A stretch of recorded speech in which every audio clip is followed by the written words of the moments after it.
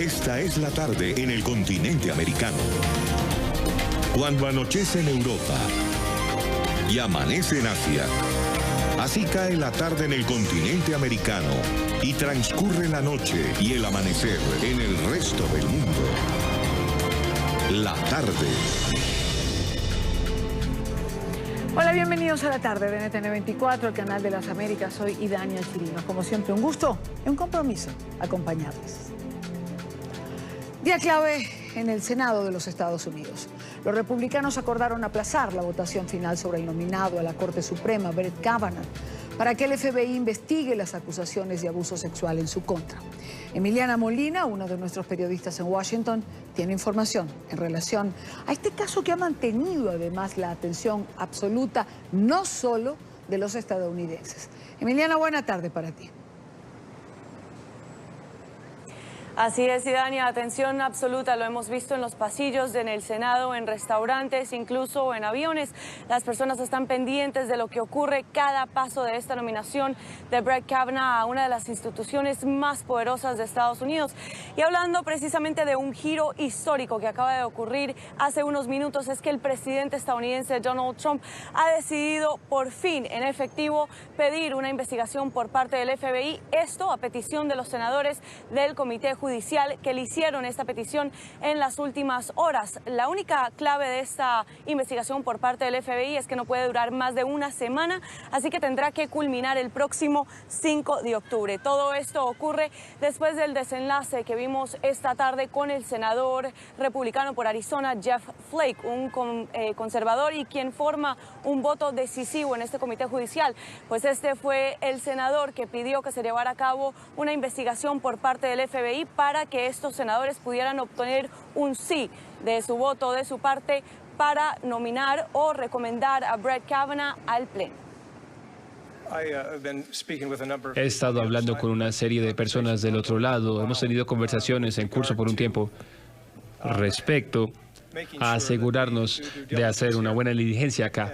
Y creo que sería apropiado retrasar la votación en el Senado por al menos, pero no más de una semana, con el fin de permitir que el FBI siga haciendo una investigación limitada en tiempo y perspectiva a las actuales acusaciones que están en curso. Y bueno, esperemos que no tome más de una semana. Yo votaré para que esto avance al suelo del Senado con ese entendimiento. He hablado con unos pocos miembros que están en mi lado del pasillo que respaldan eso, pero esa es mi posición. Creo que todos debemos hacer lo posible para asegurarnos de hacer toda la diligencia posible respecto a una nominación tan importante. Y quiero decir que este comité ha actuado apropiadamente, que el presidente ha ido y vuelto para hacer investigaciones a partir de ese comité y para retrasar esta votación en ese comité por una semana, para que, bueno, la doctora Ford pueda ser oída. Y ella fue oída ayer. Entonces, votaré para que esto avance, y ese es un acuerdo. Antes de la votación en el Comité Judicial de la Cámara Alta, el senador Jeff Flake por Arizona entró bastante agitado a este comité, y es que en las horas de la tarde dos mujeres se lo encontraron en un ascensor en el Congreso y le pidieron a Flake que votara en contra de Brett Kavanaugh, que pensara en sus hijas, que cómo se sentiría él si esto le ocurriera a una de sus hijas y que por ende tomara la decisión que él pensara adecuada. Y por ende también recordemos que Flake es en efectivo un voto decisivo para la nominación de Kavanaugh, y si bien sí votó a favor de recomendarlo ante el Pleno en este momento y el día de hoy, él asegura que aún no está muy seguro qué ocurrirá después de que se lleve a cabo la investigación del FBI. Pero veamos exactamente lo que le dijeron estas mujeres, una de ellas colombiana. Lo que usted está haciendo es permitiendo que alguien que en realidad violó a una mujer se siente en la Corte Suprema. Eso no es tolerable. Usted tiene hijos en su familia. Piense en ellos. Yo tengo 2 hijos y no puedo imaginarme que por los próximos años tendrán que tener a alguien en la Corte Suprema que ha sido acusado de violación a una mujer joven. ¿Qué está usted haciendo, señor? Y a pesar de al menos 4 acusaciones de acoso sexual en contra de Brett Kavanaugh, el mandatario estadounidense Donald Trump asegura que continúa respaldando a su nominado y lo dijo el día de hoy en una reunión bilateral con el presidente de Chile, Sebastián Piñera. Bien, Emiliana, digamos que son todas las incidencias que han ocurrido el día de hoy. No más de una semana para esta investigación. Creo que al final todos ceden un poco. Gracias por estar con nosotros, Emiliana. Buena tarde para ti. Gracias a ti, Dania. Y para profundizar sobre este tema, para ir un poco más allá, quiero saludar a Dori Toribio. Ella es corresponsal en Washington, en la Casa Blanca. Dori, bienvenida. Buena tarde. Muchas gracias, Idania, muchas gracias por la invitación. Caramba, ¿por dónde comenzamos? ¿Todos se dieron finalmente? Es decir, 11-10 con la condición de que el FBI inicie una investigación. Bueno, sí, se hace la investigación, pero no puede durar más de una semana. Al final, ¿cada quien cedió un poco? Sí, al final hay pequeñas concesiones, luego tenemos que ver si son concesiones que realmente van a aportar algo o se tratan sencillamente de una puesta en escena por la presión a la que se están enfrentando los senadores, especialmente los republicanos, también algunos demócratas, por ejemplo, la gente que estaba protestando hoy ante sus oficinas en el Senado. Hay que ver si se trata de una medida que realmente va a llevar a algo o es solo una puesta en escena, pero los titulares aquí a esta hora en Washington es que este día está lleno de sorpresas. Cada segundo están cambiando las cosas. Cuando parece que iban a votar una cosa, de repente apareció esa condición que pone el senador Flake de Arizona en el último momento en una votación del Comité Judicial que parecía que iba a salir adelante y que no iba a haber ningún problema, porque solo es un paso más hacia esa confirmación definitiva en el Pleno del Senado. Y de repente todo se dio la vuelta en 5 minutos por la mañana, esa condición del senador Flake, a la que después se han unido otras 3 personas más, otros 3 senadores más, y ahora en esas 4 personas, en esos 4 senadores, está el futuro de la confirmación del juez Kavanaugh. Depende de ellos, depende de cómo acabe avanzando esta investigación del FBI. Ahí es donde está el futuro de la confirmación del juez. Claro, una semana es no más de una semana. ¿Suficiente tiempo, Dori, para una investigación en un caso que ha acaparado la atención y, como bien señalas, ha presionado a los miembros de la comisión, al propio presidente Trump? El presidente Trump, que acaba de confirmar que va a dar la orden al FBI de abrir esta investigación, subraya que es una investigación limitada y complementaria. Es decir, solo se va a ceñir, según el comunicado que han lanzado desde el Senado, a las acusaciones creíbles y actuales, es decir, a las más recientes, a las de la doctora Ford. Van a limitar muchísimo la investigación para conseguir terminarla en menos de una semana. Efectivamente parece muy poco tiempo, pero hay precedentes. El caso de Anita Hill en los años 90, que ahora está levantando tantas comparaciones con todo lo que está ocurriendo ahora, cuando ella acusó también de intento de agresión sexual al que es hoy juez del Tribunal Supremo, a Clarence Thomas. Entonces el FBI investigó el caso en 2 días y presentó el informe en un tercer día. Es decir, en 3 días estaba todo resuelto, así que hay precedentes para que esto también se puede hacer dentro de los límites de la semana que viene y sobre todo con ese foco en que va a ser algo muy, muy limitado. Claro. Ahora, limitada y complementaria, ha dicho el presidente Trump. ¿Y qué pasa si el FBI encuentra o corrobora o da credibilidad a lo que ha dicho la doctora Ford?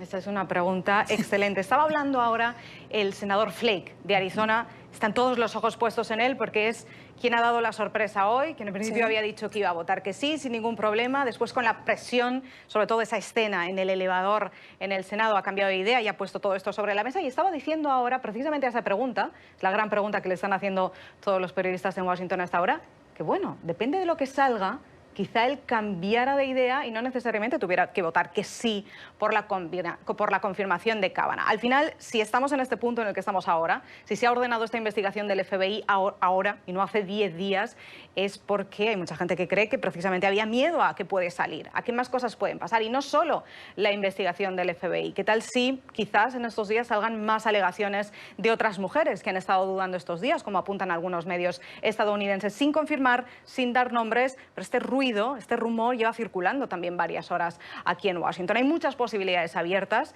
Esta era una de las razones por las que en principio los republicanos y el propio Kavanaugh no querían que se reabriera una investigación porque, claro, él insiste en su inocencia y que todo esto no va a servir para nada.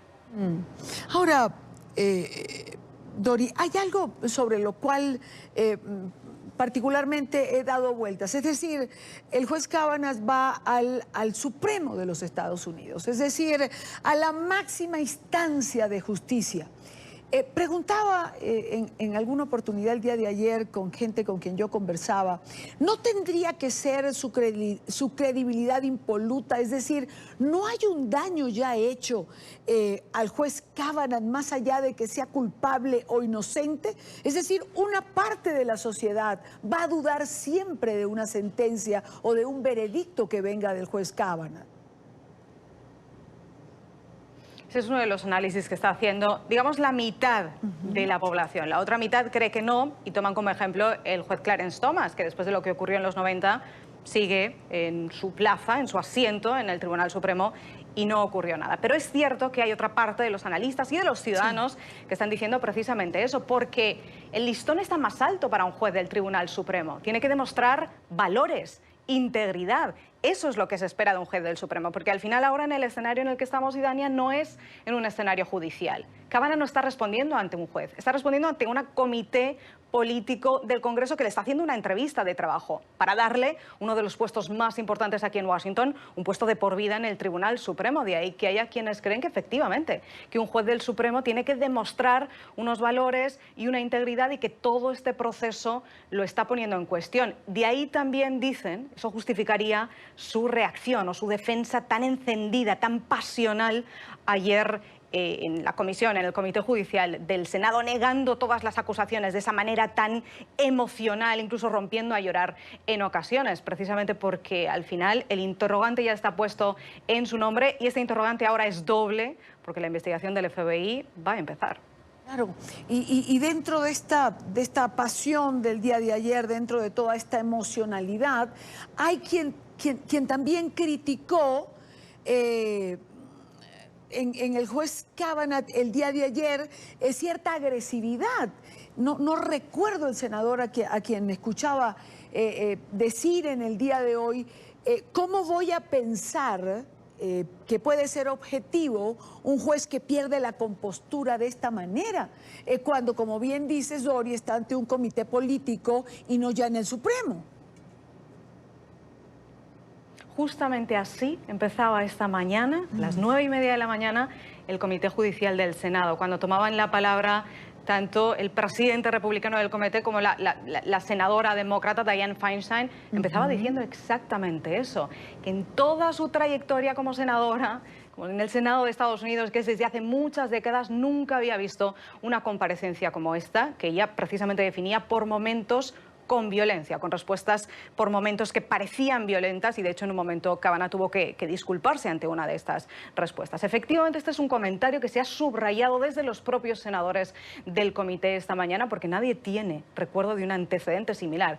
E incluso hay quienes dan un paso más para allá, hay voces demócratas, de mujeres demócratas, de analistas esta mañana en el Washington Post, por ejemplo, que incluso hacen un paralelismo y se preguntan, ¿qué hubiera pasado si la doctora Christine Ford hubiera empleado ese tono en su comparecencia en el Senado?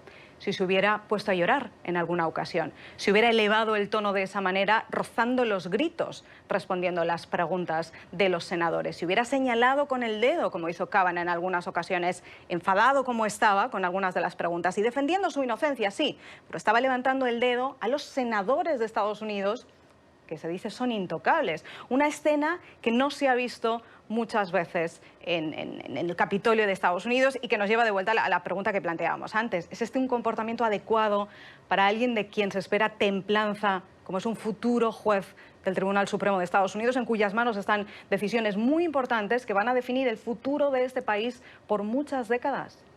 Bueno, Dori, lo que pasa es que aquí entramos también en otro terreno, ¿no? Hay quien señala, templanza también se espera digamos, del presidente de los Estados Unidos o con postura, y hemos visto cómo la pierde en reiteradas ocasiones. Y si hay dudas en relación al comportamiento del juez Kavanaugh, también la ha habido en relación al presidente Trump y a las múltiples acusaciones o testimonios que hablan de una vida non santa. Sí, es difícil no establecer relación entre los dos casos, teniendo en cuenta sobre todo que el presidente de Estados Unidos, Donald Trump, ha defendido desde el principio, al principio quizás con menos fuerza, pero al final, como sabemos estos últimos días ya rotundamente, el caso de Kavanaugh incluso ha llegado a cargar contra las mujeres que acusan, diciendo que solo buscan fama o dinero, o que toda esta es una estrategia política, un ataque político de los demócratas. Que hay otra mucha gente que también opina esto, pero claro, viniendo del presidente de Estados Unidos, que efectivamente durante su campaña electoral hubo más de una decena de mujeres que lanzaban acusaciones de intento de acoso sexual al que hoy es presidente de Estados Unidos, es imposible no establecer esa relación, y efectivamente hay también quienes están estableciendo esas comparaciones. Ahora, lo que sí es una certeza es que este caso ha logrado acaparar la atención no solo de los estadounidenses. Yo creo que toda esta comparecencia ante la comisión ha sido seguida por millones de ciudadanos en los Estados Unidos y fuera de los Estados Unidos. ¿Por qué ha logrado captar, por qué ha logrado ser un imán de atención? Hay dos razones, yo creo, y esta sí es mi opinión absolutamente personal. Aquí dentro de Estados Unidos, porque esta es de alguna manera la culminación de lo fracturado que está el país en este momento. Más allá del tema de Me Too, más allá del movimiento Me Too, del movimiento del feminismo y de la agresión sexual, es la polarización de las posturas políticas, porque al final lo que hay de fondo aquí es una pelea política. ¿Por qué ha traído la atención también en el resto del mundo, igual que aquí en Estados Unidos? Que aquí normalmente las comparecencias políticas se siguen en la burbuja de Washington, pero no necesariamente en todos los rincones de Estados Unidos, como vimos ayer. Yo creo que es porque plantea dos preguntas muy importantes, sociales no políticas, a las que nos tenemos que enfrentar los ciudadanos y con las que nos podemos identificar de alguna manera en todos los países. Y son dos preguntas que son antitéticas, pero que pertenecen a la misma moneda. Una, por un lado, que es lo que planteaban muchos republicanos ayer, y ha planteado el presidente de Estados Unidos en este caso, es: estamos entrando ahora en un momento en el mundo en el que cualquiera puede lanzar una acusación sin pruebas, cualquier mujer o cualquier hombre, lanzar una acusación de que ha sufrido una agresión sexual o un intento de agresión sexual, sin pruebas, sin detalles, y hay que creerle, porque en ese caso, dicen, estamos entrando en un territorio muy peligroso, si se puede presentar acusaciones contra cualquiera sin presentar estas pruebas. Muchos años después, muchas décadas después, sin presentar estas pruebas. Y si después le damos la vuelta a este argumento, también lo que está moviendo a muchas personas en este país, y yo creo que también genera ese interés fuera de este país, ya dentro del movimiento Me Too, es la pregunta de: ¿cuánto vale la palabra entonces de una mujer? ¿Cómo de creíble es el testimonio de una mujer como el que vimos ayer de la doctora Christine Ford, a quien mucha gente todavía hoy sigue sin creer sus acusaciones, pese a toda la puesta en escena, y están en su total derecho? Pero eso nos lleva a la pregunta de ¿qué más hay que hacer?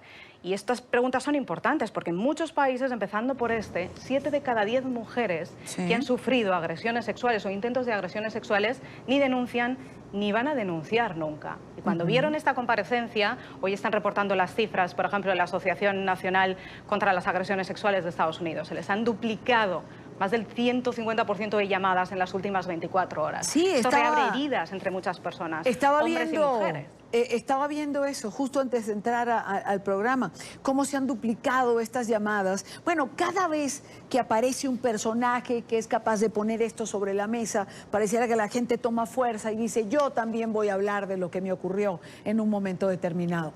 Ahora, una última pregunta. Dori, y una última pregunta porque ya no me queda tiempo, si no seguimos hablando. ¿Qué se juega Estados Unidos? ¿Qué se juega? No, quiero decir Estados Unidos porque creo que aquí está involucrado el Senado, la presidencia, el sistema de justicia en esta semana siguiente, donde el FBI tiene que actuar, donde hay este plazo limitado, donde hay esta investigación complementaria. ¿Qué está en juego? Hay mucho en juego, Idania. Por un lado, político. Esta es una confirmación. Los republicanos lo que están intentando es consolidar la mayoría conservadora en el Tribunal Supremo, tener un juez conservador más que decante la mayoría conservadora en el Supremo, lo que definirá muchas decisiones políticas, judiciales y sociales del Supremo en las próximas décadas. Esto es muy importante para muchos votantes y estamos a 40 días de unas elecciones. Como repite el presidente Trump, él mismo sabe, él dice que él cree que una de las razones fundamentales por las que ganó las elecciones es porque prometió nombrar a un juez conservador en el Supremo como su primera decisión al llegar a la Casa Blanca. Así lo hizo y muchos votantes republicanos están muy contentos con aquel nombramiento en 2017 de Neil Gorsuch para el Supremo y ahora incluso más, potencialmente, con un segundo juez conservador en el Supremo. Esta sería una razón muy importante para muchos votantes, insisto, a 40 días de las elecciones, de ahí esta pelea política entre republicanos y demócratas que están precisamente pensando en esto. Y luego está la batalla social, Idania, el futuro del movimiento Me Too, porque este caso, esta declaración ha llegado al nivel más alto de Washington, a un futuro juez del Tribunal Supremo, al Comité Judicial del Senado de Estados Unidos, al presidente de Estados Unidos. Este tema toca las cúpulas más altas del país, con lo cual está poniendo el dedo justo dentro de la evolución del movimiento Me Too y también es algo que se va a decidir la semana que viene. Evidentemente, hay muchas cosas en juego, como bien dice Dori Toribio. Dori, gracias por acompañarnos. La semana que viene tendremos otra conversación, desde ya te invito, porque hay demasiadas cosas sobre la mesa y este es un caso, como decimos, que ha acaparado la atención y que creo que todos vamos a seguir minuto a minuto en relación a lo que esté ocurriendo con él. Gracias de nuevo por estar aquí. Buena tarde. Lo apunto en la agenda. Muchas gracias. Gracias a ti. Son las 5:24 minutos en la costa este. Revisamos otras noticias que forman parte de la agenda informativa de este día. En Noticia Perú, la Comisión Permanente del Congreso aprobó la destitución e inhabilitación del juez supremo César Inostroza y de otros 4 exintegrantes del Consejo Nacional de la Magistratura. Inostroza es acusado de ser el cabecilla de una red de corrupción llamada los Cuellos Blancos del Puerto. El informe es de nuestra cadena aliada, América Noticias. Quiero pedirle disculpas públicamente al país, a los más de 30 millones de peruanos, por haber expresado posiblemente términos inapropiados en estas conversaciones, términos que no se condecirían con la conducta intachable, perfecta, de un juez de la Corte Suprema. César Inostroza, suspendido juez supremo, se presentó ante la Comisión Permanente del Congreso para rendir sus descargos por las acusaciones en su contra, ligadas a los denominados audios de la vergüenza. El magistrado no perdió oportunidad para cuestionar el informe de Horacio Pacori, presidente de la Subcomisión de Acusaciones Constitucionales, encargado de sustentar el informe que recomendaba destituir, inhabilitar y acusar a Inostroza por diversos delitos, entre ellos ser el líder de una organización criminal. No se trata, como se dijo en un momento, hay que aprobar nomás, son denuncias, ya que vea el fiscal, ya que investiga. No, señor, no es así. Inostroza Pariachi sostuvo que incluso lo referido a las supuestas reuniones con miembros de Fuerza Popular es inconsistente.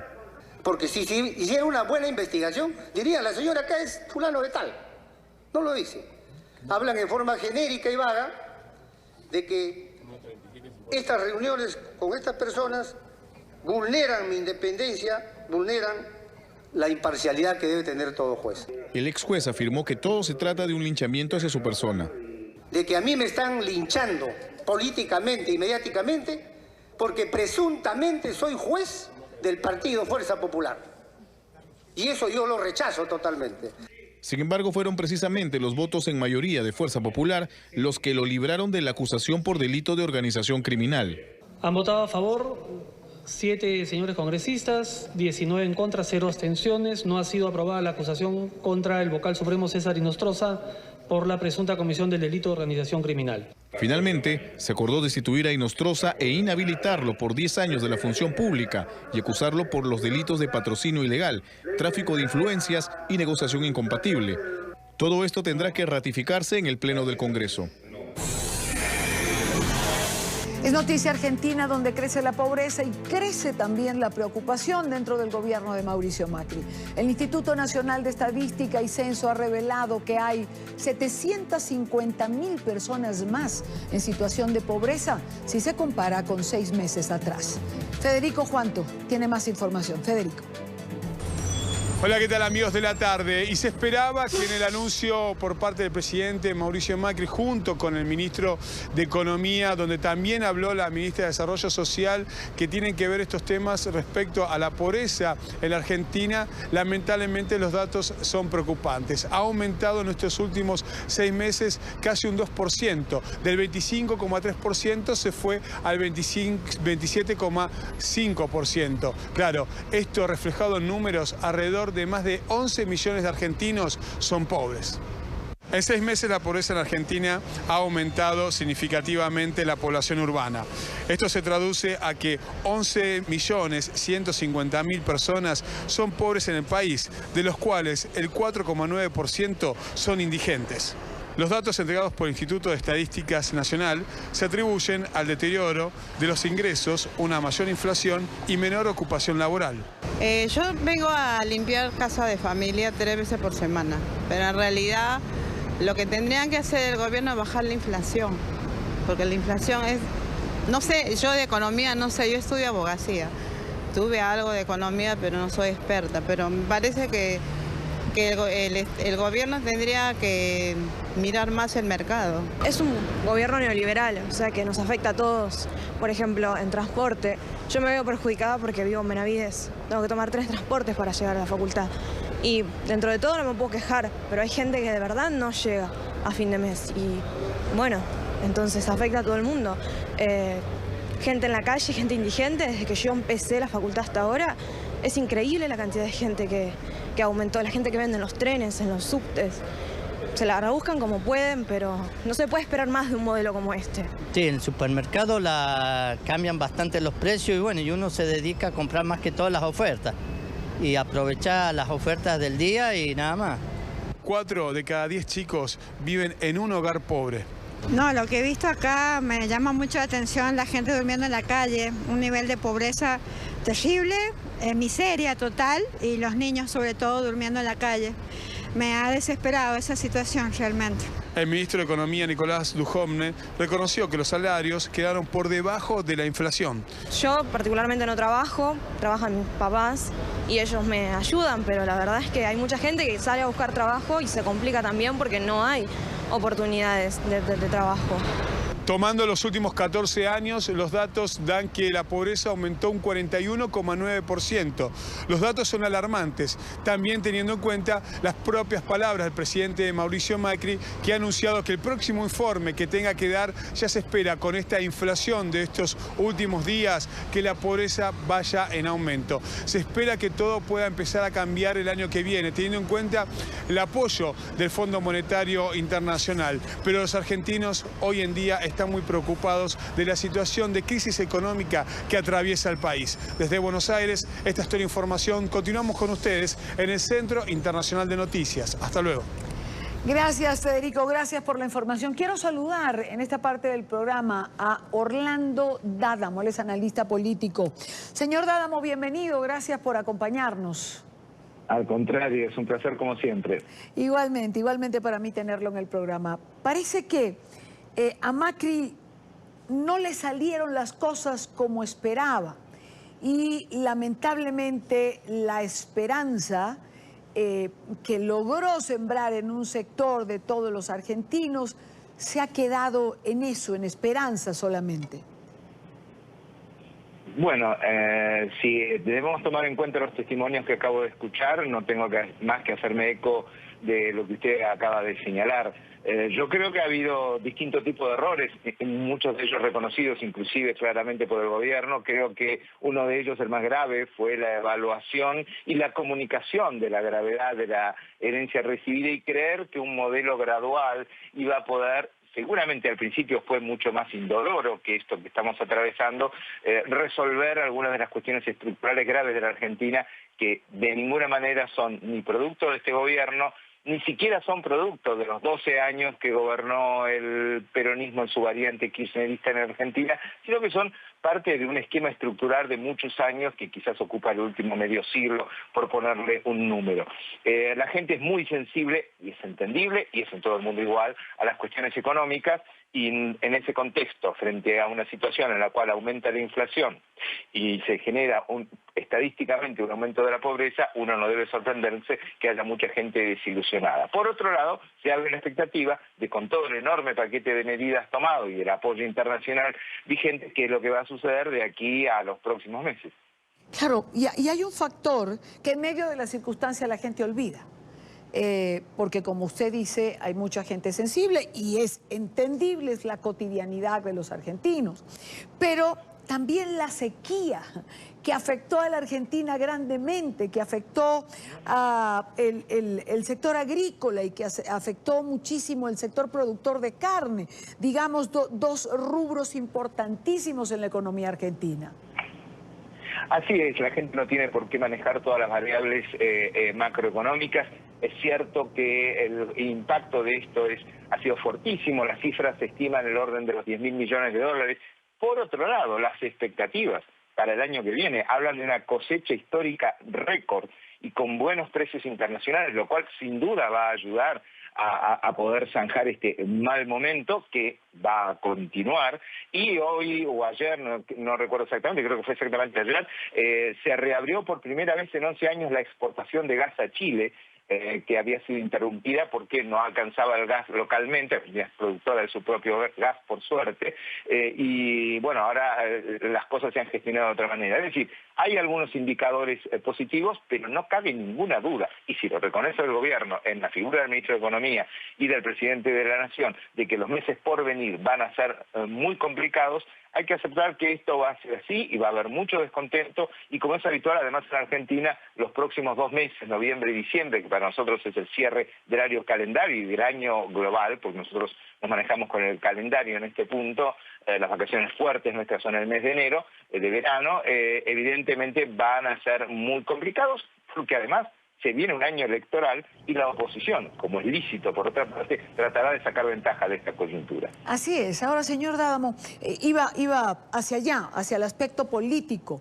Es decir, por el otro lado, si vamos a la expresidenta Cristina Fernández, tampoco la ha tenido fácil. Creo que todo lo que ha ocurrido en relación a las acusaciones del juez Bonadío, el estatus a donde ha llevado a la expresidenta, han hecho posible que ella misma no pueda cabalgar sobre el mal momento de Mauricio Macri.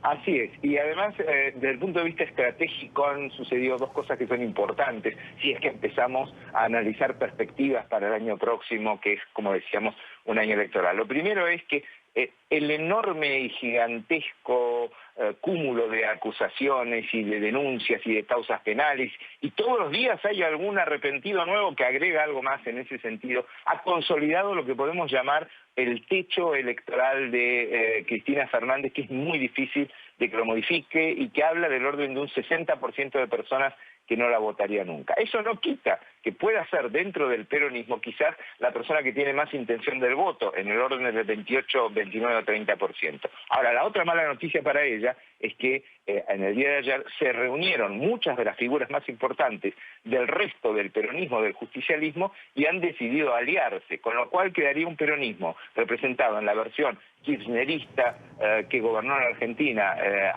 hasta 2015, encabezado por ella, y el sector del peronismo que aquí le han puesto un nombre muy simpático, que es el de peronismo con buenos modales, posiblemente para contrastar con los modales del kirchnerismo, cada uno sacará la conclusión de cuáles eran. Es decir, que se le ha armado una situación difícil. No puede capturar el mal humor, está consolidada con un techo muy duro para perforar, y la otra parte del partido se unió técnicamente contra ella.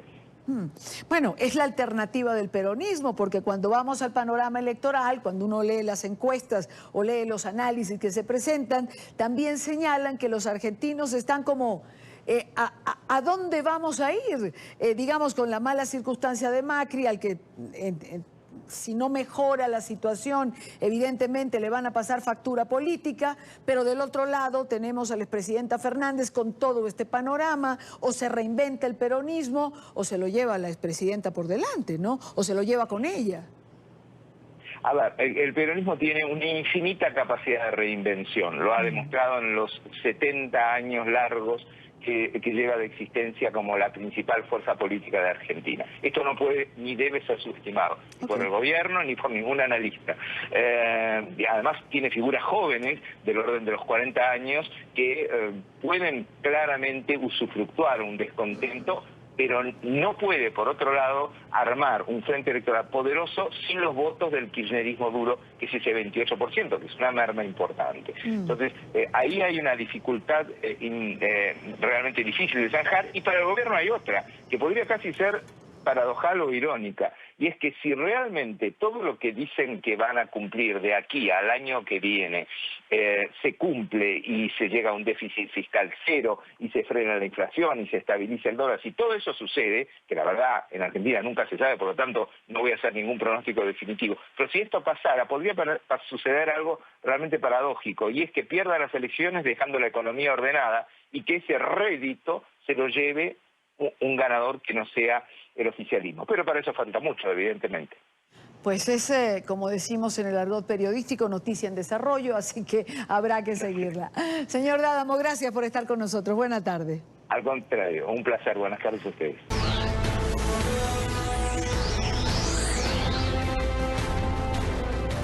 Nicolás Maduro ha puesto fin a su periplo por la ciudad de Nueva York, donde entregó a nombre de Venezuela un discurso dentro de la Asamblea General número 73 de la ONU. A través de las redes sociales informó sobre su viaje de regreso a Caracas. Saludamos a Alejandro Rincón, quien tiene más información. Alejandro, buena tarde. Hola, feliz tarde para todos. Volvemos a encontrarnos con el objetivo de actualizarlos a todos ustedes sobre los últimos desarrollos en el contexto de la Asamblea General número 73 de la Organización de Naciones Unidas en la ciudad de Nueva York. En el transcurso de este viernes, destacado conocer qué había pasado con Nicolás Maduro luego de que participara por una parte en la plenaria del organismo internacional y por otra su encuentro imprevisto con el secretario general de la ONU, Antonio Guterres.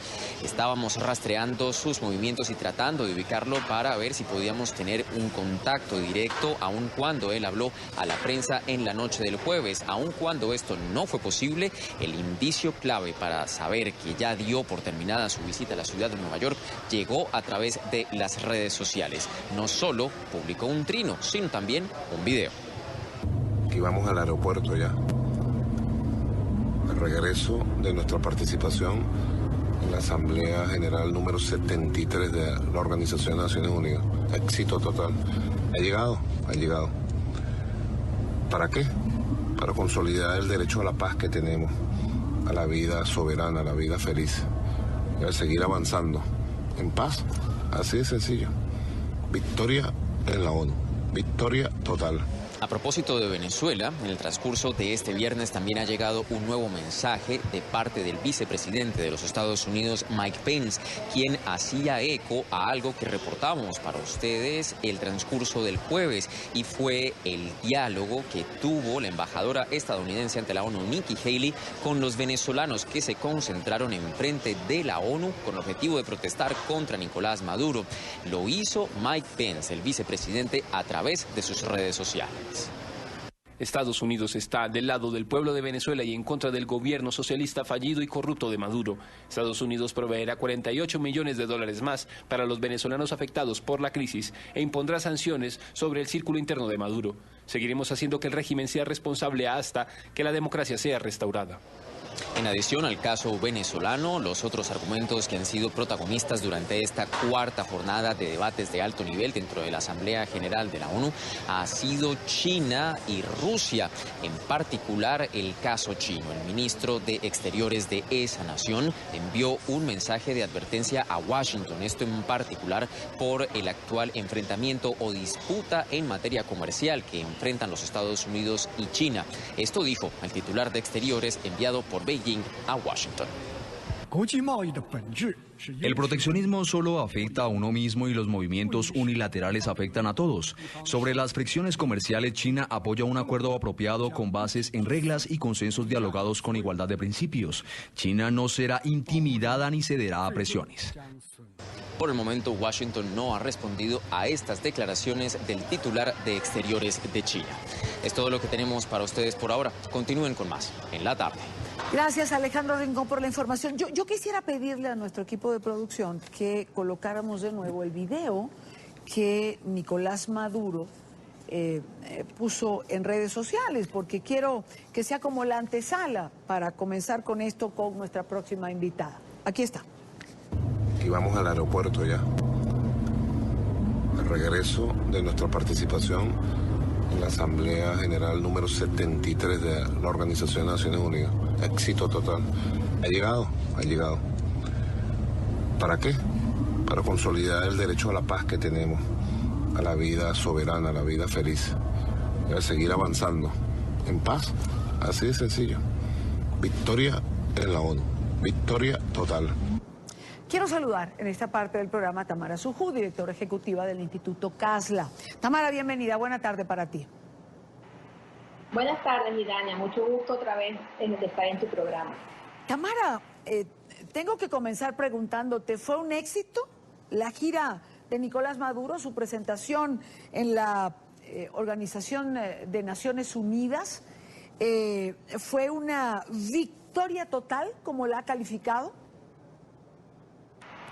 Mira, la declaración de este hombre es totalmente cínica, porque la victoria ha sido para el pueblo de Venezuela en conseguir la resolución que se dio ayer en el Consejo de Derechos Humanos, en conseguir que 6 países denunciaran a Venezuela ante la Corte Penal Internacional y en que todos los mandatarios demócratas del mundo denunciaran la situación de Venezuela en el seno de las Naciones Unidas. Éxito total para los venezolanos, para las denuncias de violaciones de derechos humanos masivas, para la denuncia del éxodo de venezolanos en todo el mundo y para el llamado y lo que hicieron de instar al régimen venezolano a permitir la ayuda humanitaria, el regreso de la democracia, etcétera, etcétera. Es decir, yo no le veo el éxito sino al pueblo venezolano y el agradecimiento a todos sus países que denunciaron la situación de Venezuela. Por lo tanto, el hombre es un cínico, por supuesto, que nunca admitirá que tiene una crisis humanitaria y en su comportamiento criminal, porque eso es lo que es.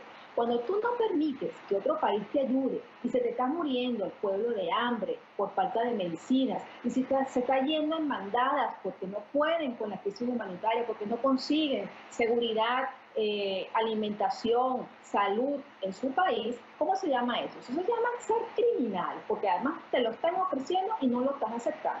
Por lo tanto, gracias a Dios que ya se fue, porque ha anunciado que se está yendo y se regresa otra vez al país, a la verdadera situación que se está viviendo en el país. Es que la verdad que no se entiende, ¿no?, cómo calificar de éxito cuando, como bien lo señalas, Tamara, 6 países han firmado un documento para denunciarlo ante la Corte Penal Internacional. Pero en paralelo, el Consejo de los Derechos Humanos de la ONU por primera vez emite una resolución por Venezuela. Es decir, Venezuela después de esto pareciera quedar mucho más solo. Se producen además manifestaciones alrededor de la ONU y la propia Nikki Haley, representante de los Estados Unidos, sale y acompaña a los venezolanos. Uno se pregunta de qué éxito está hablando Nicolás Maduro. Mira, se quedó solo, Idania, y lo mejor de lo que ha sucedido esta semana es que el régimen se quedó solo y que los venezolanos demócratas están apoyados por el mundo demócrata, y eso es lo que tiene que darnos esperanza. Es decir, todos los presidentes, el presidente de Chile, el presidente de Ecuador, el presidente de Estados Unidos, el presidente de Argentina, o sea, el presidente de Colombia, no conozco los mejores discursos que he escuchado han sido denunciando al gobierno venezolano y llamándolo criminal, tirano y dictador. Es decir, ¿qué más queremos, no? Yo creo que para nosotros los venezolanos fue muy bueno lo que sucedió en Naciones Unidas, teniendo, como tú dices, la resolución del Consejo de Derechos Humanos, la denuncia de la Corte Penal Internacional por parte de los Estados y haberlo dejado solo en el Pleno de Naciones Unidas en un yo con yo, diciendo falsedades y mentiras. Ahora, retomemos la denuncia de los 6 países contra Nicolás Maduro ante la Corte Penal Internacional. ¿Qué tenemos por delante? ¿Qué viene ahora? Bueno, Idania, ahora viene lo que ha sucedido es la activación del artículo 14 del Estatuto, que es cuando un Estado denuncia a otro Estado. El examen preliminar se va a seguir llevando a cabo, como viene llevándose a cabo desde el 8 de febrero, como lo dice la fiscal, por varias denuncias que se introdujeron y que llevaron a ese examen preliminar. El examen preliminar tiene 4 fases. La fase 1, que ya pasó, la fase 2, que es en la que estamos actualmente, que es cuando se profundiza en los casos, se identifica al victimario y a la víctima. Una vez que termina la segunda fase, pasamos a la fase de admisibilidad, que es cuando la Corte busca si el Estado ha investigado los casos, si lo ha hecho de forma imparcial, etcétera, ¿no? Después viene la etapa del interés de la justicia, que es el momento histórico en el cual se está viviendo en ese país, y si el interés de abrir una investigación es en buen momento o no es buen momento.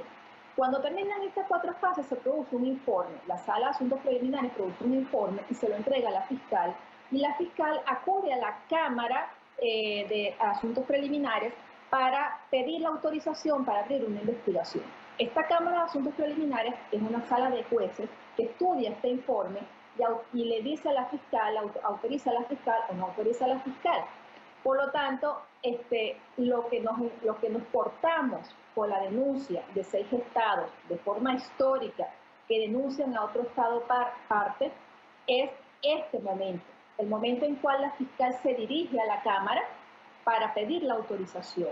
Entonces, el informe quedaría en sus manos y ella tendría la potestad o no de abrir la investigación sin preguntar a la Cámara. Nos portamos el proceso, nos portamos ese momento, ese periodo que puede durar mucho tiempo, porque es una Cámara de jueces que van a volver a estudiar el informe, y entonces se impulsa ese proceso a la etapa de investigación. Yo, Idania, con todos los comentarios que he recibido desde ayer, que me han preguntado con preocupación, porque pues las personas creían que una vez que la denuncia de estos estados estuviera en manos de la Corte, abriría de una vez la investigación. No es así, el examen preliminar continúa. Lo que puede suceder es que se impulse, se apresure, pero tienen que pasar las 4 fases para poder hacer el informe. Lo que sí te puedo decir, Idania, es que las pruebas son contundentes. Los asesinatos en manifestaciones, las torturas sistemáticas, la violencia sexual, la detención arbitraria y la desaparición forzada, hoy en día, Idania, siguen sucediendo y en peores circunstancias, porque yo nunca había visto tanta maldad como las últimas denuncias de tortura que he recibido en los últimos 6 meses. Nunca, es decir, yo tengo 18 años trabajando, Idania, en torturas, yo te lo he contado, tú lo sabes, y nunca había visto tanta saña y tanta maldad como los últimos 6 meses. Por lo tanto, y además todo esto se lo he referido a la Corte, todo esto se lo he denunciado a la Corte y le he dicho cómo están actuando los organismos de seguridad conjuntamente con colectivos, con FAES y con incluso personas foráneas a Venezuela. Así es, lamentablemente. No voy a preguntarte en relación a esos casos de tortura. Sé que no puedes revelar los nombres, me lo has dicho en diferentes oportunidades. Y tampoco voy a hablar de casos particulares porque también me has explicado en situaciones anteriores que si explicamos de qué tortura se trata en algunos casos, pueden dar con las personas que están remitiendo esta denuncia. Tamara, gracias por acompañarnos. Muy buena tarde para ti. Muchas gracias, Idania, y muchas gracias a todos. Y hoy viernes se celebra el Día Mundial del Acceso a la Información. En Venezuela, este derecho ha sido confiscado por el régimen de Nicolás Maduro, que ha instaurado como política de Estado la persecución a periodistas y a medios de comunicación. Oliver Fernández preparó este informe. Callar las voces disidentes ha sido la norma, una política de Estado que pretende esconder la cruda realidad del país. Mira, en líneas generales en Venezuela la excepción es tener acceso a la información. y la norma es el secretismo o la ausencia de información. Hay una relación entre esa lógica de hostigamiento al periodismo independiente que da cuenta a partir de investigaciones propias o información de terceros de qué es lo que está pasando, y se castiga también a investigadores independientes que dan información sobre eso.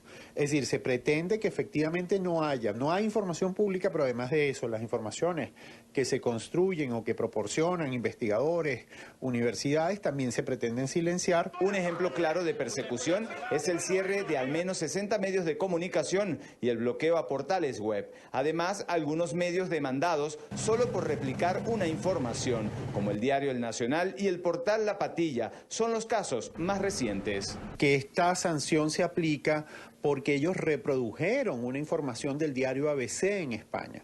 Y además esta persona demandó en España, en Estados Unidos, a periódicos que publicaron esa información y fue desestimada por esos tribunales. Entonces estamos hablando de que hay ausencia de independencia del Poder Judicial, que hay un estándar que no es ajustado y que lo que se pretende es silenciar. Así adelantó el resultado de la sentencia el diputado Diosdado Cabello hacia el portal web La Patilla, una muestra clara de que la separación de poderes no existe. Con lugar la demanda de daños morales incoada por el ciudadano Diosdado Cabello Rondón, mayor de edad, cédula Tatá, contra Inversiones Watermelon y contra Alberto Federico Rabel. Se condena, papel y lápiz calculadora, Rabel, aquí dice, 2.000 millones de bolívares fuertes. Algunos ciudadanos señalan que el derecho a estar informados ha sido secuestrado por el ejercicio arbitrario del poder, que usa sus canales informativos para mentir. La información. ¿Cuál acceso? Si el gobierno lo que ha hecho es un corralito informativo, solo sale lo que ellos quieren transmitir. Solo vemos lo que hay en BTV, que es un mundo de fantasía, una Venezuela que no existe. Para el Colegio Nacional de Periodistas, el madurismo instauró la política de la mentira. Aquí en Venezuela ha habido una política de la mentira. La vocería oficial lo que ha dicho es engañar o tratar de engañar a la gente, que después la propia gente ve en la realidad cuál es la verdad de las informaciones que no entregan adecuadamente. Mientras tanto, los talleres de impresión del diario El Nacional fueron tomados hace una semana por un sindicato violando una vez más el derecho a la información. A pesar de la censura como política de Estado, los ciudadanos se han convertido en reporteros de su propia crisis. Es la información que manejamos desde Caracas y con ella los invitamos a que continúen con más de la tarde.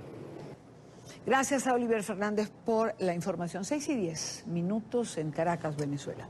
En el Día Internacional del Acceso a la Información, Edison Lanza, relator especial para la libertad de expresión de la CIDH, escribió en su cuenta en Twitter, está en pantalla: el acceso a la información es el oxígeno de la democracia.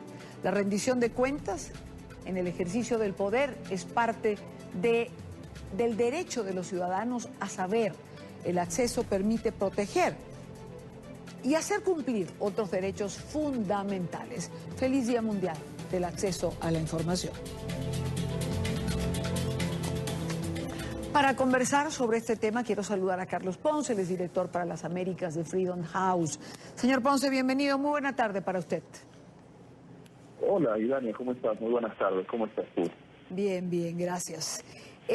Yo creo que me gustaría comenzar por lo que fue el término de este tuit de Edison Lanza, que la libertad de información permite proteger otros derechos a los ciudadanos, y creo que a veces los ciudadanos no están tan claros. ¿Qué otros derechos garantiza el libre acceso a la información? Bueno, mira, el libre acceso a la información es una de las mejores herramientas que existen para luchar contra la impunidad. Luchar contra la impunidad significa luchar contra violaciones directas de estados que empiezan a abusar del poder. Significa una fórmula de luchar también contra la corrupción. Eso te da la posibilidad de tener el acceso a derechos como son el derecho a la salud, el derecho a una vivienda.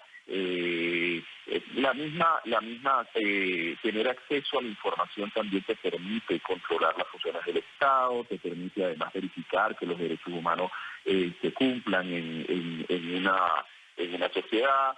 en fin, el derecho el acceso a la información es fundamental para la existencia de una democracia, es fundamental para además controlar las instituciones y es fundamental además para los ciudadanos exigir sus derechos.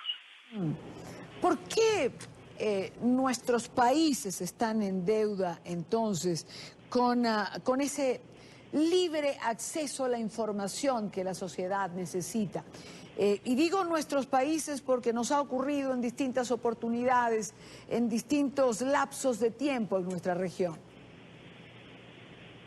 Bueno, realmente la norma es que no hay acceso a la información plena. Normalmente hay formas de controlar la información que se da disponible, hay todos estos secretos militares, secretos de los documentos,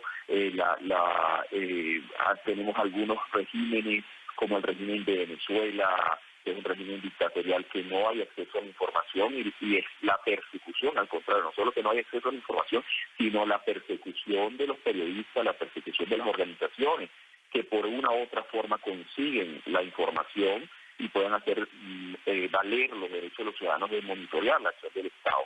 Otros gobiernos le tienen terror a que se conozca de la corrupción que existe o de las manipulaciones internas, y lo que van es a controlar y a restringir el acceso a la información. Entonces la norma realmente, lastimosamente, pareciera que es darle límites al acceso a la información en muchos países de la región, para evitar que toda la gente sepa lo que son esos gobiernos, esos regímenes. Claro.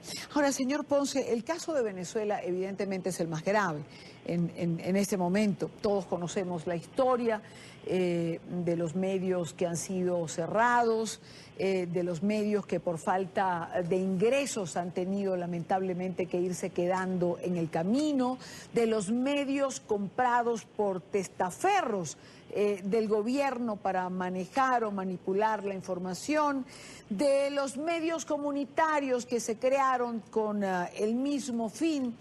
Pero estamos transitando en este momento hacia el bloqueo, creo que de la última ventana que tienen los venezolanos para informarse, como son las redes sociales y el Internet.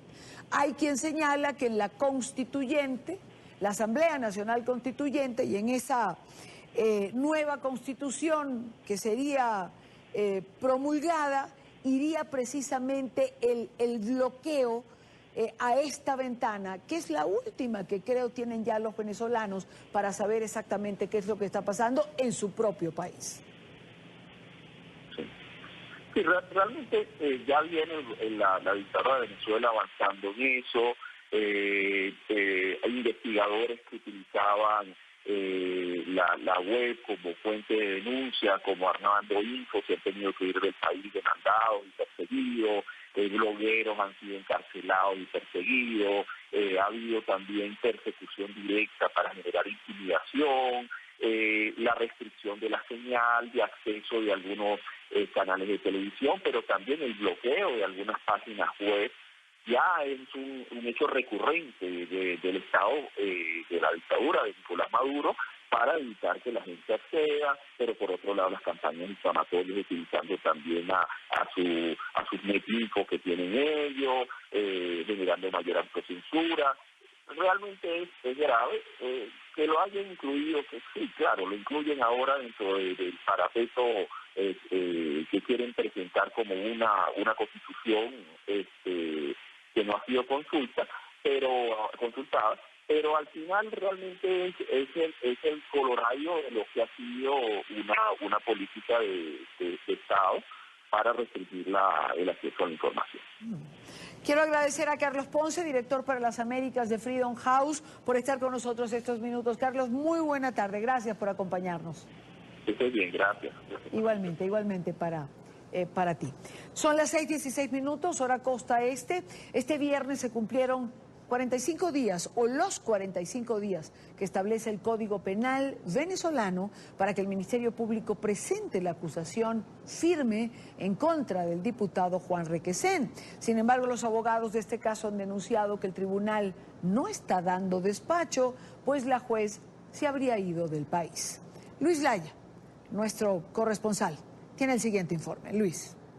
Este viernes se cumplieron los 45 días legales de detención del diputado Juan Requesén luego de su audiencia de presentación. Ahora debería ser llevado ante un tribunal de control para que decida su liberación o pase a juicio, según las pruebas de la Fiscalía. Pero esto no ocurrió porque la juez del caso salió del país. Hay rumores de que la juez no va a volver. En todo caso, es un tribunal que lo puede ser sustituido por otro juez. Mientras no haya despacho, se muere el expediente allí y eso pudiera durar meses, años, si así ellos quisieran. El abogado explicó que ahora deberán esperar que un tribunal sea asignado al caso. Luego, un plazo de 15 a 20 días hábiles para que Fiscalía y Defensa presenten sus alegatos, aunque destacó que se ha violado el derecho a la defensa, pues no han podido ver a su cliente. Han introducido acciones de amparo constitucional, pero el SEBIN se niega a acatar órdenes de tribunales. Hasta este día 45, después de privado de libertad judicialmente, la defensa no ha tenido acceso a Juan Requesén.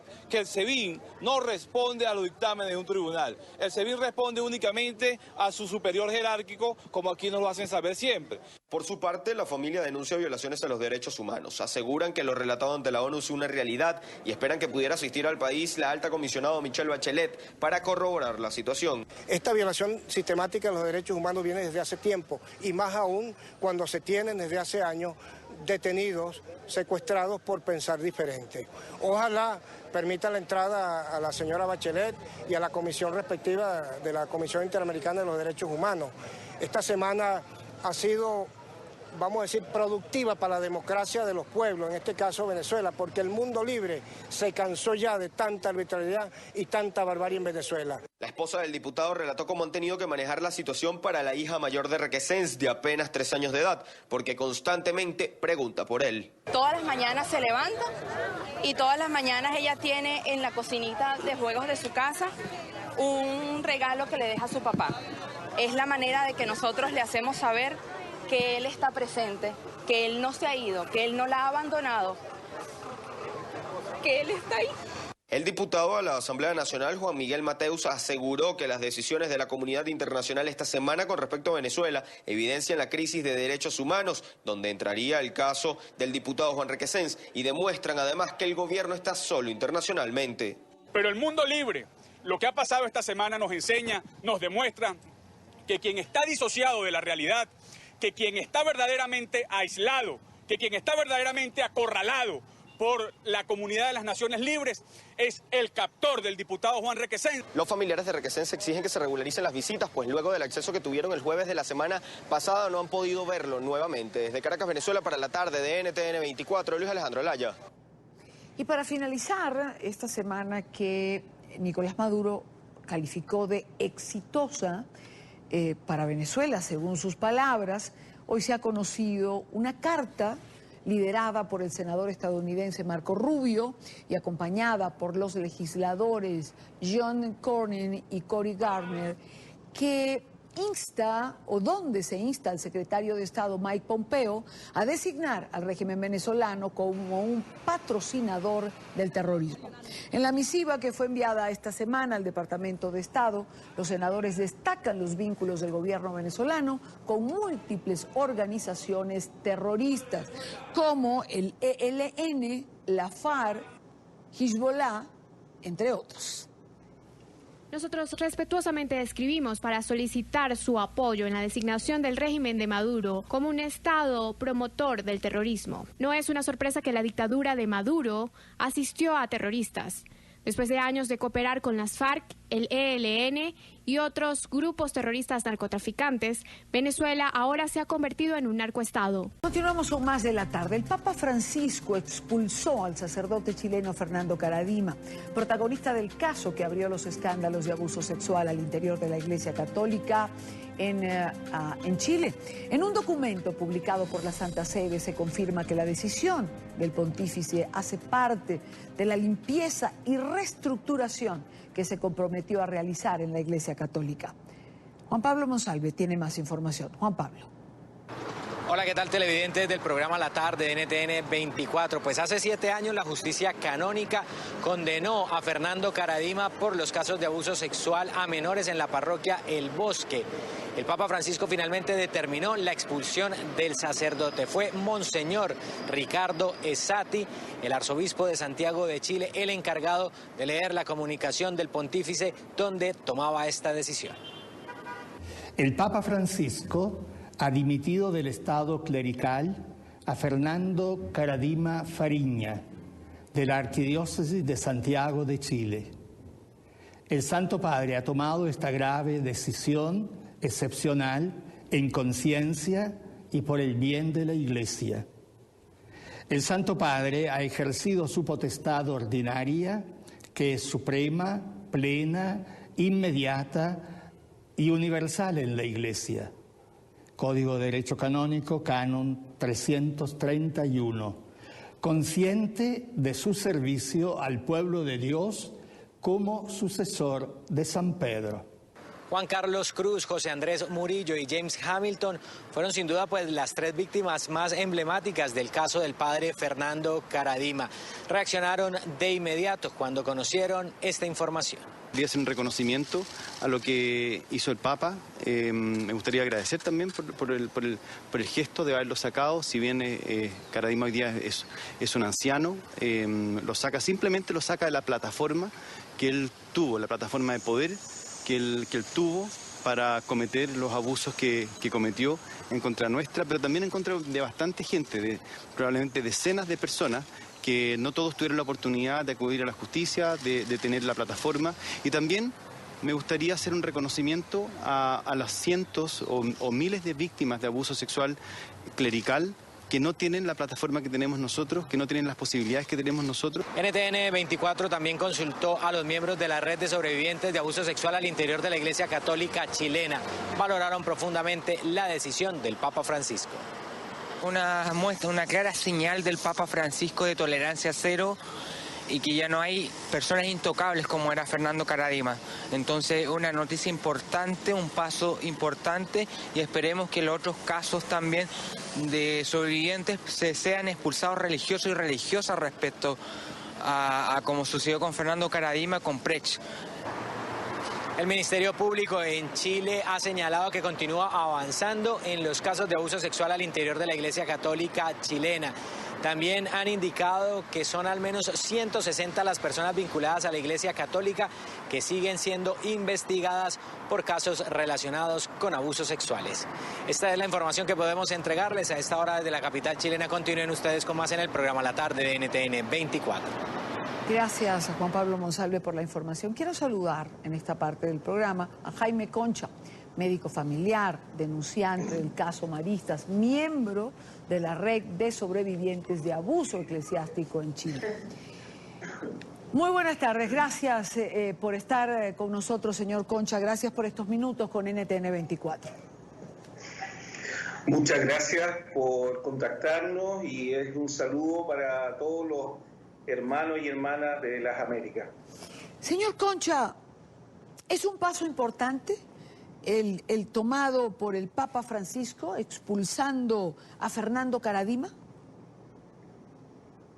Creo que la expulsión de Fernando Karadima hoy, junto con la de Christian Precht la semana pasada, es una acción ejemplificadora del Papa Francisco para mostrar que hay tolerancia cero por fin en la Iglesia Católica en relación a los abusos sexuales. Es muy importante que hayan sido expulsados del estado clerical estas dos figuras importantes de la Iglesia chilena, pero que han marcado, han crucificado, han destruido la vida de cientos de personas, de cientos de niños, jóvenes, adolescentes que buscaron un lugar seguro para vivir su fe católica y que fueron traicionados. Hoy los sobrevivientes estamos atentos para que el Papa siga con esta consecuencia, pueda pedir y expulsar al resto de los pederastas que están todavía en la Iglesia chilena y a los encubridores. Ahora, señor Concha, creo que la visita del Papa a Chile fue un punto importantísimo, un punto que hizo tomar conciencia al Papa, querer investigar, querer ir más allá? Definitivamente eso, para llegar a esta decisión, fue un paso primordial. La acción de ustedes, los sobrevivientes, lo que hicieron, la atención que quisieron llamar del Papa Francisco. Así es. Nosotros hemos podido hablar ahora porque fuimos silenciados y somos muchos los que hemos alzado la voz para gritar la injusticia. Ha sido todo un pueblo que salió a las calles para decirle al Papa Francisco que no queríamos una iglesia traicionera, una iglesia que reforzara la idea del maltrato, del abuso de poder, del abuso de conciencia, el abuso sexual, y un pueblo y unos ciudadanos que nos levantamos para solamente gritar la verdad y pedir que se siguiera lo que el Evangelio siempre ha dicho, que es la búsqueda de la verdad y la justicia. Y esto es un triunfo de todos los ciudadanos, las ciudadanas, los hombres, las mujeres, los niños, y sobre todo en nombre de todos aquellos que no pudieron soportar el recuerdo doloroso y se suicidaron y ya no están con nosotros. En nombre de ellos nosotros estamos alzando nuestra voz. Usted en alguna entrevista que tenía la oportunidad de leer, señor Concha, hablaba de la cultura del encubrimiento que durante muchísimo tiempo, durante muchísimos años, ha permanecido en la Iglesia Católica. ¿Por qué se instaló esta cultura dentro de los sacerdotes? ¿Por qué tapar lo que se pudo sacar a la luz pública y de alguna manera haber cortado de raíz lo que estaba ocurriendo?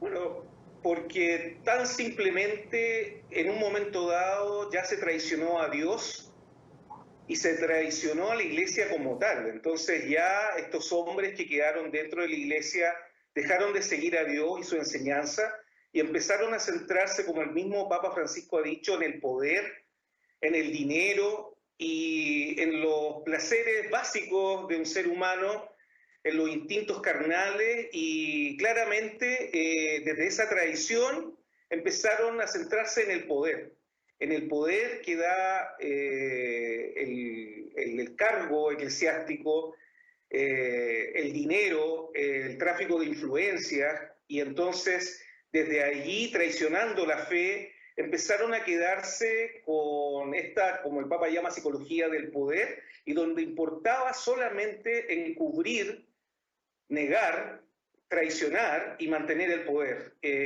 a una costa de crucificar vidas como las de nosotros y de tantos. ¿Usted cree, señor Concha, que el Papa Francisco no le tiembla el pulso, y permítame usar esa expresión coloquial, para seguir por lo menos expulsando de la Iglesia a los sacerdotes pederastas, con todo el contrapoder que desde la Iglesia misma se ha movido para evitar esto? Creo que el Papa Francisco ha sido un hombre muy valiente. Creo que él se dio cuenta de la tradición. Vio la tradición dentro de su círculo más cercano, donde no se le entregaba toda la información, y al venir a Chile, al ver la reacción del pueblo chileno y volver después de su viaje al Vaticano, se dio cuenta de la tradición y ha sido muy noble en reconocer que se equivocó, en dar pasos ciertos en búsqueda de la verdad y la justicia, en reconocer el error, en pedirle perdón a las víctimas, en escucharnos, en mandar a sus enviados para que pudiéramos nosotros entregar nuestra verdad, que es inquebrantable, y poder dar estos ejemplos muy significativos de tolerancia cero contra aquellos que han traicionado, como digo, a Dios y a la Iglesia, y finalmente a este círculo de encubrimiento que no solamente se ha instalado en Chile, se ha instalado en muchos países, como lo hemos visto en Australia, en Irlanda, en Pensilvania, en Boston, y también está en el Vaticano, y entonces creo que el Papa valientemente está haciendo lo que tenía que hacer. ¿Usted cree que esto se circunscribe, esta actitud en ciertos sacerdotes, se circunscribe a una generación particular, que este tipo de actitudes ha disminuido, como dicen algunos, por ejemplo, del año 2000 en adelante? Bueno, yo creo que no, porque nosotros hemos tenido la posibilidad de hablar. Nosotros somos personas que tenemos educación, que tenemos un sitio privilegiado, llamémoslo así, en la sociedad, y entonces nosotros nos hemos responsabilizado de esa posibilidad de hablar, de que nos escuchen, pero hay tantos que callan en silencio, que sufren en silencio, en los campos, en los hogares de menores, en algunos colegios rurales. Y entonces nosotros hemos recibido durante mucho tiempo, los sobrevivientes, miles de testimonios de personas muy humildes, sencillas, que no han podido hablar, que durante décadas han sido traicionados y han sido violados sus derechos humanos, y eso es muy doloroso, y creo que el Estado Vaticano va a tener que dar cuenta de todo lo que ha sucedido. Nosotros decimos, estos son crímenes de lesa humanidad, claro, y no hay que tener duda en eso. Estas son torturas que se han cometido a lo largo de décadas y la Iglesia tiene que responder. Señor Jaime, usted mismo es un sobreviviente, usted fue abusado por algunos sacerdotes. Con mucho respeto le quiero preguntar, ¿qué edad usted tenía cuando fue abusado por primera vez? Bueno, yo empecé a ser abusado a los 10 años, cuando estaba cursando el quinto básico, desde 1973 a 1979. Fueron 3 religiosos, 3 hermanos maristas, los que me abusaron, y 3 sacerdotes. Y entonces fueron 6 depredadores sexuales, 6 pederastas los que destruyeron mi vida, los que la crucificaron, y a pesar de su ataque, a pesar de su traición, yo estoy aquí habiendo sobrevivido para poder contar la verdad y hacer que muchos también la puedan contar. ¿Por qué logran obtener el silencio de las víctimas? ¿Por qué logran que las víctimas de abuso se paralicen y no hablen o no cuenten lo que está ocurriendo? Bueno, primero hay que entender que el abuso no se da en cualquier momento, se da en un contexto abusivo, en una situación de asimetría de poder. Claro. Y entonces la misma traición, el mismo ataque sexual produce en la víctima, sobre todo cuando es un niño y cuando es atacado por un adulto que además representa a Dios, produce una esclavitud en torno al silencio y al secreto. En la forma del ataque es lo que te dicen tus abusadores. Por ejemplo, a mí mis abusadores me decían, mira lo que me hiciste hacer, las cosas que me haces hacer. Voy a pedirle a Dios que perdone tu pecado. Y entonces se transfiere la culpa hacia la víctima, y la vergüenza, el miedo, la inseguridad, el autodesprecio, la culpa es la que a uno lo calla, uno piensa para siempre. ¿En qué momento, señor Jaime, por ejemplo, en su caso, usted se dio cuenta que la culpa no era suya y que además usted tenía que hablar y actuar? Bueno, solamente hace un año atrás. Hace un año atrás pude terminar de reconstruir mi memoria traumática y darme cuenta que yo había sido una víctima cuando niño. Y entonces tuve que pedir ayuda a psicólogo, a psiquiatra, le pude contar a mi familia, pude reconocerme ante mi familia, ante mis pacientes y ante la comunidad como un sobreviviente de abuso sexual dentro de la iglesia. Pude sacar mi voz y pude empezar a sanarme, por un lado, y a buscar la justicia, porque es una cosa muy importante. Los sobrevivientes hablamos cuando podemos, no cuando queremos.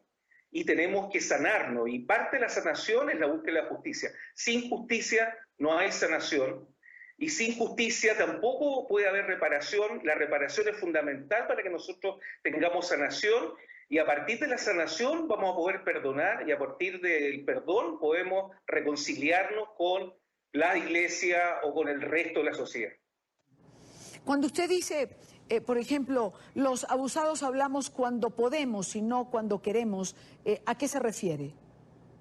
A que somos silenciados, y que yo me tomé 40 años en poder hablar de esto. Durante 40 años callé y sufrí en silencio. Y ahora pude hablar, contarle a mi familia, y mi familia sufre conmigo porque se horrorizaron de lo que me pasó, mi madre, se siente responsable de lo que sucedió y obviamente sufre por mí, sufre por mis hermanos que también han sido hostigados y perseguidos, sobre todo mi hermano que es profesor del mismo colegio donde nosotros estudiamos, ha sido hostigado y perseguido por el solo hecho de solidarizar conmigo. Una situación, realmente creo que mientras uno más lee o mientras uno más escucha estos testimonios es más difícil de manejar esta realidad que evidentemente ha traído un cisma dentro de la Iglesia Católica. ¿Usted pudo hacer las paces? ¿Ha podido hacer las paces con Dios, con la Iglesia? ¿Ha podido excluir lo que son los sacerdotes abusadores de lo que es la fe y la Iglesia como tal? Claro que sí. O sea, en un principio yo como niño pensaba que Dios permitía esto, pero rápidamente me di cuenta que ellos, mis abusadores, habían traicionado a Dios, que decían hacerlo en nombre de Dios, pero en realidad no era el Dios de nosotros, el de los cristianos, el que los acompañaba. Y entonces yo he permanecido firme en mis creencias como creyente, como cristiano, y gracias a Dios pude soportar toda esta injusticia y puedo decir que estoy resucitado a una nueva vida, disfrutando esta nueva vida, y desde allí he podido perdonar. He podido perdonar, pero eso no quita que yo busque la justicia porque yo no quiero que a otros le pase lo mismo que a mí. Y esto lo estamos haciendo por el niño que yo fui, por los niños y niñas y adolescentes de hoy y por los niños, niñas y adolescentes del mañana. Pues quiero agradecer a Jaime Concha, médico familiar, denunciante del caso Marista, miembro de la Red de Sobrevivientes de Abuso Eclesiástico en Chile. Señor Concha, muchísimas gracias por estos minutos con NTN 24. Muchas gracias a usted y sigamos trabajando todos para cuidarnos entre todos. Así es. Son las 6:53 minutos en la costa este de los Estados Unidos. Llegamos al final de la tarde. Hoy los quiero dejar con una imagen particular, una imagen que significa mucho para nosotros, una imagen que no pretende otra cosa que agradecer el esfuerzo, el compromiso, el estar de muchos de nuestros compañeros que hoy asumen otra etapa en sus vidas. Gracias, gracias a todos ellos. Con esta imagen me despido.